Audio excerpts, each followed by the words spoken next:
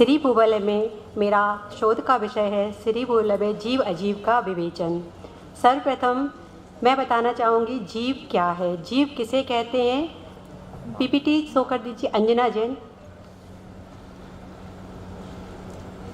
जीव जिसमें चेतना होती है, जो ज्ञान दर्शन शक्ति होती है और जो सुख दुख का अनुभव करता है वह जीव है। जीव जिसमें चेतना ही जिसका लक्षण होता है। आचार्य उमा स्वामी महाराज द्वारा तत्वार्थ सूत्र के प्रथम अध्याय के चौथे सूत्र में 7 तत्व बताए गए हैं। जीवा जीवाश्रव बंध संबर निर्जरा मोक्षास तत्वम। जीव अजीव आश्रव बंध संबर निर्जरा मोक्ष, ये 7 तत्व हैं। यही बात आचार्य कुमदेन्दु महाराज ने अपने श्री भूगोल ग्रंथ में भी कही है। जीव इनके 2 भेद बताए गए हैं, संसारी जीव और मुक्त जीव। संसारी जीव के भी 2 भेद हैं, त्रस और स्थावर। त्रस जीव के 4 भेद हैं, 2 इंद्री, 3 इंद्री, 4 इंद्री और 5 इंद्री। स्थावर जीव में पृथ्वी कायिक, जल कायिक, अग्नि कायिक, वायु कायिक और वनस्पति कायिक। मुक्त जीव में सिद्ध भगवान हैं। आचार्य कुमदेन्दु जी महाराज ने 9वें अध्याय के 43वें सूत्र में 7 तत्वों का समावेश किया है। भगवान की दिव्य ध्वनि इन 7 तत्वों का वर्णन करती है। श्री भूगोल ग्रंथ के प्रथम अध्याय मंगल प्रावृत के 50 नंबर सूत्र में आचार्य कुमदेन्दु महाराज जी ने वनस्पति कायिक जीव का उदाहरण देते हुए कहा है, दिगंबर मुनि राग को जीतने वाले होने के कारण सूक्ष्म जीवों की हिंसा न हो जाए, इस कारण वृक्ष के पत्ते, उसकी छाल, जड़, शाखाएं, फल आदि को ना लेकर उन्होंने केवल पुष्पों से अपने आयुर्वेद शास्त्र की रचना की है। पुष्प में हिंसा कम है। आचार्य कुमदेन्दु पारा या रस की सिद्धि के लिए 18,000 पुष्पों में से एक पुष्प नाग संपिगे अर्थात नाग चंपा के बारे में बताते हैं कि चंपा पुष्पों से बना हुआ रसमणि सागरोपम गुणित रोग परमाणु नष्ट करने की शक्ति रखता है। इससे शरीर का सौंदर्य भी बढ़ता जाता है और सौंदर्य, आयु, शक्ति इत्यादि की वृद्धि होती जाती है। संसारी जीव। संसारी जीव का वर्णन। समस्त संसारी जीवों में क्षुधा, तृषा आदि 18 दोष हैं। इनकी गणना करने वाला आचार्य कुमदेन्दु महाराज का ग्रंथ श्री भूगोल एक गणित शास्त्र है। संसारी जीवों की जब ध्वनि निकलती है तो उसमें होठ या इंद्रिय आदि की सहायता लेनी पड़ती है, किंतु भगवान की दिव्य ध्वनि इंद्रियादि होठों से रहित होती है। अनेक भव्य जीवों को एक ही समय में जिनेन्द्र देव सभी को एक साथ उपदेश देते हैं। देव, मानव, नागेंद्र, पशु, पक्षी, त्रियंच समस्त नारकी जीवों की भाषा 700 और महाभाषा 18 है। इनको मिलाकर यह भूगोल ग्रंथ की रचना आचार्य कुमदेन्दु महाराज ने की है। जैसे माला में विविध भांति के पुष्प गुथे रहते हैं, उसी प्रकार भूगोल ग्रंथ में भी 64 अक्षरांक रूपी सुंदर सुंदर कुसुम है। इस ग्रंथ में समस्त कर्मबद्ध जीवों की याद होने पर सुंदर सुंदर रचना भी बहुत सरल और आसान है। पंच परमेष्टि का वर्णन। अरिहंत सिद्ध आचार्य उपाध्याय साधु। अरिहंत परमेष्टि अध्याय 9 के 51वें सूत्र में आचार्य कुमदेन्दु महाराज जी कहते हैं, जीव को जब अरिहंत पद प्राप्त हो जाता है तब उसमें अनंत ज्ञान, अनंत दर्शन, अनंत सुख, अनंत वीर, अनंत गुण प्राप्त हो जाते हैं। उन अनंत गुणों से आत्मा करोड़ों चंद्र सूर्य प्रकाश जैसा तेजोनिधि हो जाता है। ऐसे अरिहंत भगवान की पूजा करके सिद्ध पद को प्राप्त करना हमारा परम ध्येय होना चाहिए। सिद्ध भगवान भूगोल ग्रंथ के दूसरे अध्याय के सूत्र 103 और 104 में आचार्य महाराज कहते हैं, अनादिकाल से यह आत्मा 4 कषाय क्रोध, मान, माया, लोभ इसी में संलग्न है। जब यह आत्मा अपनी चारों कषायों को नष्ट कर देता है तो वह आत्मा सिद्धालय में अपने आप को जानता देखता हुआ समस्त पदार्थों को जानता देखता है। समस्त सिद्ध निराकुल होकर आनंद से रहते हैं। रमोकार मंत्र में 5 परमेष्टि आत्मा के 5 अंग स्वरूप हैं। जब यह आत्मा सिद्ध हो जाता है तब यह भेदभावना मिट जाती है और सभी सिद्ध एक समान होते हैं।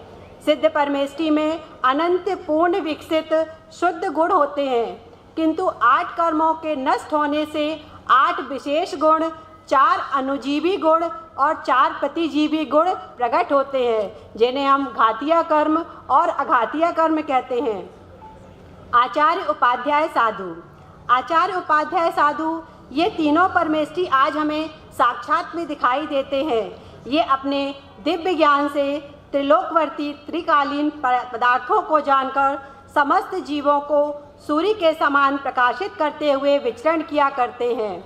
13वें अध्याय के 14वें सूत्र में आचार्य कहते हैं, जिस तरह ग्रीष्म ऋतु में तीक्ष्ण गर्मी से संतप्त मनुष्य को रात्रि का पूर्ण चंद्रमा शांति प्रदान करता है, उसी प्रकार संसार दुख से दुखी संसारी जीवों को साधु परमेष्टि हित मित प्रिय उपदेश से शांति प्रदान करते हैं।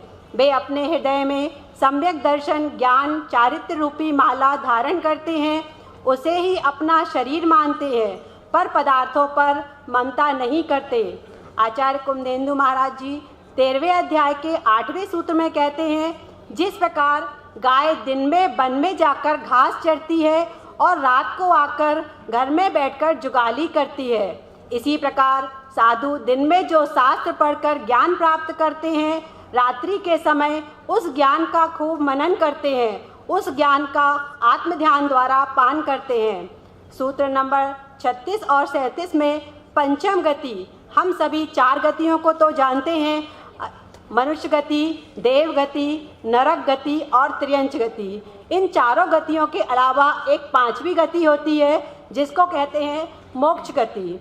हम सभी को अपना ध्येय सिद्ध बनाना है, मोक्ष मार्ग में आगे बढ़ना है, तो पंचम गति को भी ध्यान में रखना पड़ेगा।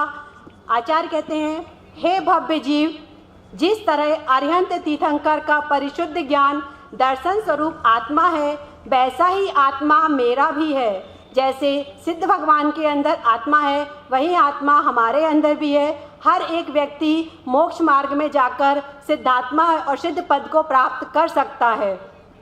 अतः सम्यक दर्शन ज्ञान चारित्र रूप आत्मा ही मेरा तीर्थ है।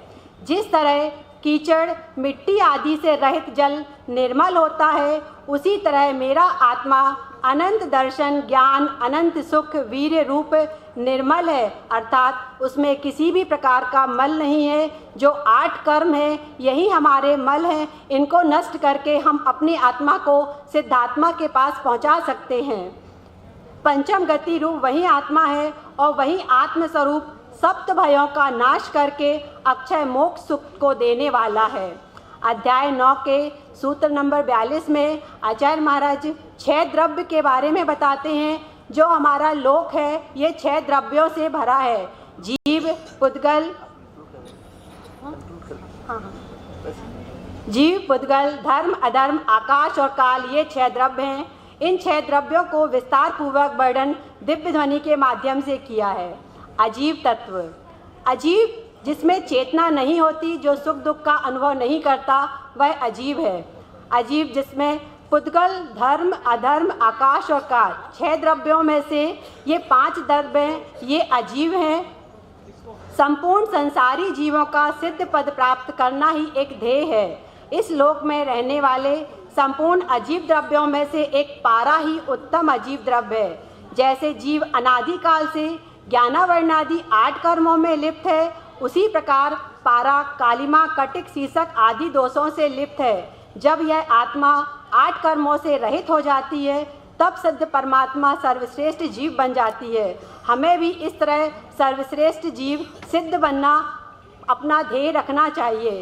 लास्ट में आचार्य कुमदेंदु महाराज ने अज्ञानी जीवों के कल्याण के लिए असिया उषा मंत्र का प्रयोग करके अत्यंत मूर्ख और निरक्षर जैसे भट्ट जीवों को भी आयु के अवसान काल में तुष मास या पंच परमेष्टि महामंत्रों को देकर अंत में उन्हें भी देवगति पर पहुंचा दिया है। यह कितने उपकार की बात है। यह जैनागम का बहुत बड़ा महत्व है।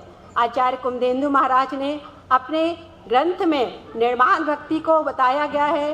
विषम तुझे वरिंदा आमेरा सुर वंदिदा उदिक लेसा संवेदे गिरिसिहरे ऋब्बाण गयाड़मो ते सिम। आचार्य महाराज कहते हैं कि हे भव्य जीव, तुम आचारांग आदि द्वादशांग वाणी को सावधानी से सुनो। भगवान जिनेन्द्र देव की वाणी वेद, आगम, पूर्व तथा सूत्र आदि विविध भेदों से युक्त है। वह इस भूवलय गर्वित है। भगवान की वाणी 14 पूर्व आदि अनेक प्रकार की वस्तुओं और अनेक दोषों में रहित है। 14 पूर्व दिगंबर जैन मुनि अहिंसा का साधन अपने बगल में जो पिच्छी रखते हैं, उसके अत्यंत सूक्ष्म रूप की रोम की गणना से भी द्वादशांग वाणी का ज्ञान हो जाता है।